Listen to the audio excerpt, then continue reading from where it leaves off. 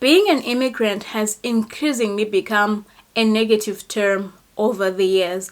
And here in the UK, I'm sure you've seen on the news or you've heard on social media, there are some discussions about changing a lot of immigration policies which would affect us. And when you hear the numbers, when you see them, it's one thing, but when you are actually part of the statistics as an immigrant yourself, it's a whole different ballgame. So in this video, I'm just going to be sharing my experiences and what I think of the UK. I've been here since 2021. And so if you are in this place where you are ever deciding to come to the UK, or you're already and you're thinking, should I stay, should I go? Or you want to go somewhere else, maybe Australia, Canada, or even back home. Yeah, maybe this information might help you in one way or another. So yeah, let's get right into it.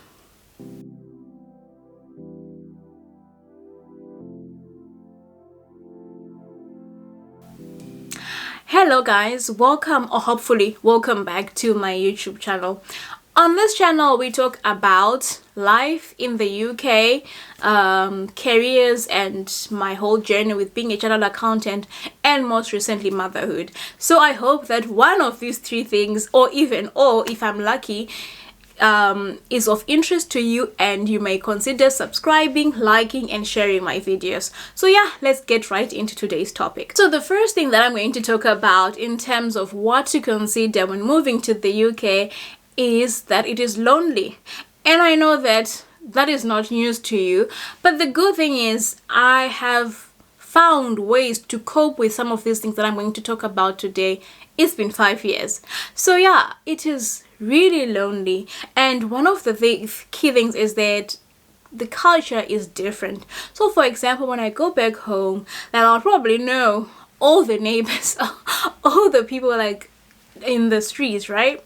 On the street that I'm living. But here I don't know my neighbors, and that is not like abnormal. That is, very, very normal.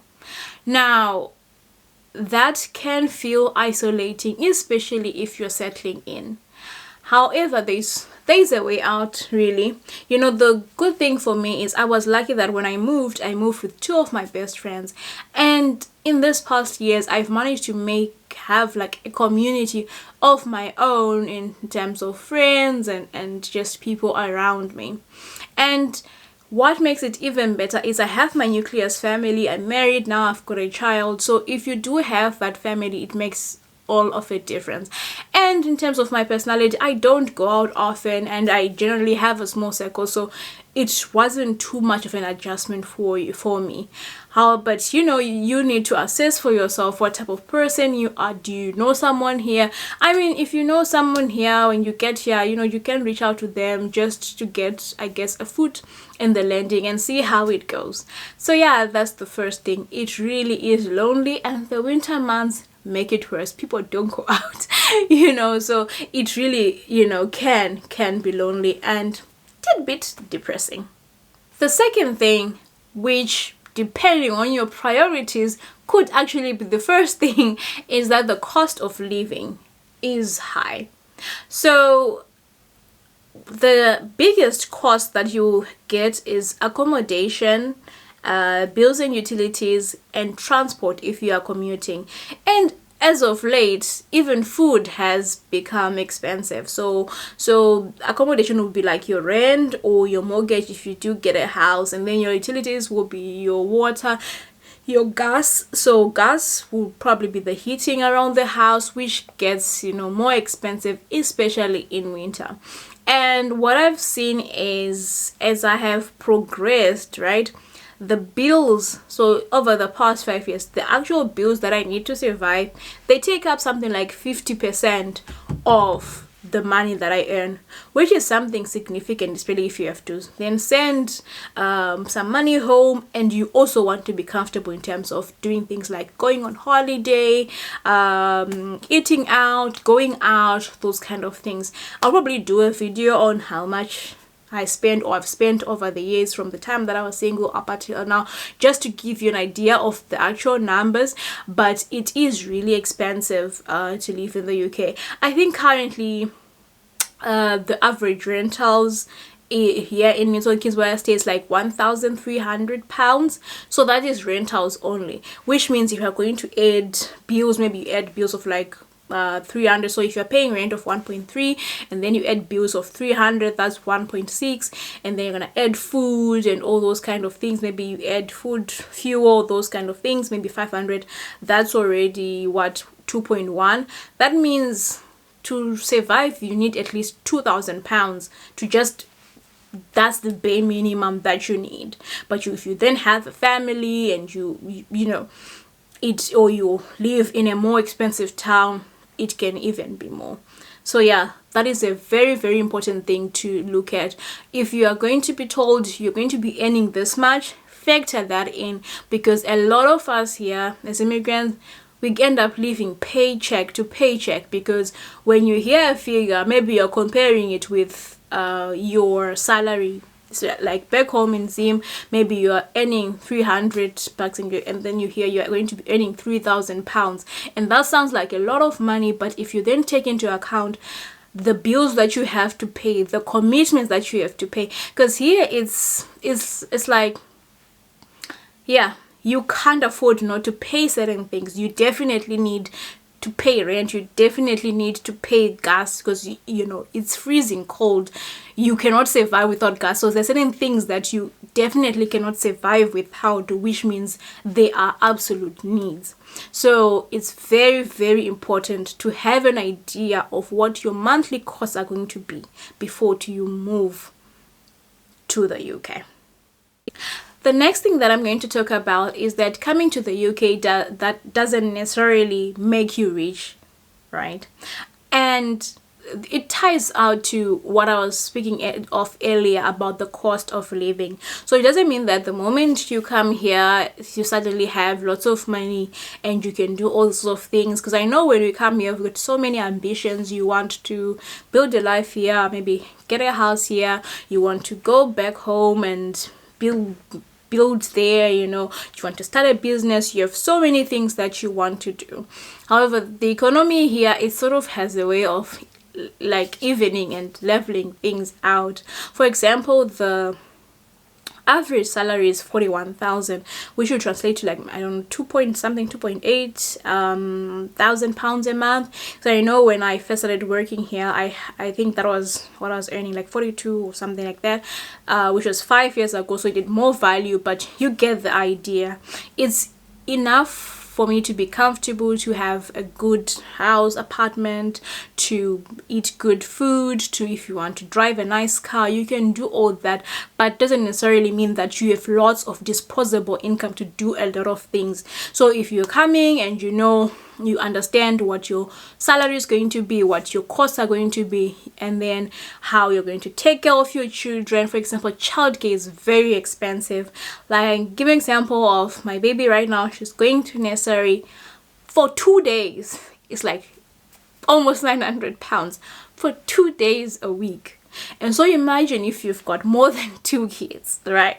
So it's just an example, a snippet of things that are expensive, and if you don't plan correctly, you won't be able to, I guess, reach your goal. So it's very important that you take that into account. And if you are going to try and do something, you need to then be able to save, have maybe more shifts at work, have a side hustle. Even though side hustles here, they don't pay like crazy amount. Again, it's a very like I guess normal economy in terms of how things, money flows around. So it really is important to have that understanding before you come in, because I feel like our expectations are what sometimes disappoints us. Let's move on to the next thing. The next thing that I'm going to talk about is it is difficult to raise a child here in the UK. And I know I've already mentioned the cost side of things, where it's going to cost you, maybe let's say if it costs you £1,000 to send your child to nursery, and maybe you have 2, it means you might have to think, do I really need to go to work? In terms of financially, does it make financial sense for me to go to work if my childcare bill comes to this amount? And at the same time, you want to have a career and you also want to pitch in something financially, because for it to be easier in terms of that, the cost that I was talking about, two salaries will really go a long way. So that's something that you have to weigh in. Something's gonna give, and what is that going to be? Those are real conversations, real considerations that you have to make. It's very difficult and expensive to find someone to live in. Not only is it expensive, but it's like, can you find someone that you can trust? I mean, back home you can find someone that even your mom can come and help you take care of the kids. I know when I was growing up, there was always one of my mom's sisters who was, her coming to help relieve, in terms of if you don't have a helper, maybe a week or two, they can come in and help out. They're just a call away, but that's not the case over here. You don't have that readily available. And aside from the cost, there is the values. There's the values that you want to cultivate in your child, and as a parent, you can do your best. You will try your best. We are all going to try our best, but we cannot, I guess, take away the fact that the environment also plays an important factor in how a child turns out. And there's a lot of exposure to a lot of things that might not align with your values. So it's very important, to think about that as well, in terms of you have to then work extra hard to bring out the values, or bring out the child that you really want, which could have been easier. For example, you can see kids, some teenagers vaping on the streets. Those are the e-cigarettes that they use, something that maybe if you were elsewhere they were never going to witness and not be curious about. So I mean, they're trying to do something about it, but it's one example of just some of the things that they're exposed to, that as a parent now you have to be on top of it and try and make sure it doesn't affect your child. So yeah, it's really difficult, because you lack that family support, the village that we always talk about, and then it's a different culture, different environment, and it is very expensive. The last thing that I'm going to talk about is just the general climate of being an immigrant at the moment.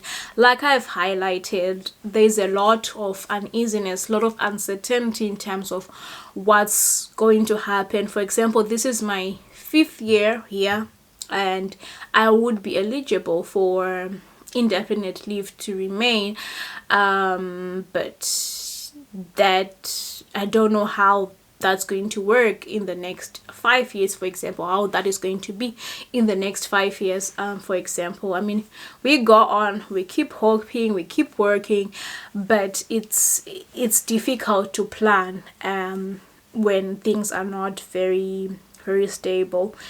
Yeah, so that's what my experience in the UK has been. I can say I am enjoying it here, in terms of I'm very comfortable. I love where my career is going, and I've recently started a business, and I want to see where that's going as well. So I am settling here, even though it's currently, feeling very unstable. And if you really wanted to come here, it would be a good experience, especially if you are in my profession and you want to see what else is out there in the financial world. It is really a world of opportunity, a world of so many different things that you would enjoy seeing if you are someone like me who like seeing different companies, different industries, how they work. It is very exciting, very, very lovely. And compared to other countries, the UK is, 16-hour flight from home. Unless I don't think I would go further. Like, I don't know, maybe I will change, but I don't think I would go further from the UK when I'm moving, because I want to be close to home. So there's just that bit as well. And yeah, so please do let me know if you are based in the UK. If there's anything else that I've left out in terms of what are the key things that you need to know when you're coming to the UK, and if you are not, if you have any other questions, please do let me know in the comments. And yeah, until next time, fingers crossed, you know, all these immigration stuff blows over. Anyway, yeah, thank you so much for watching. Until next time, bye for now.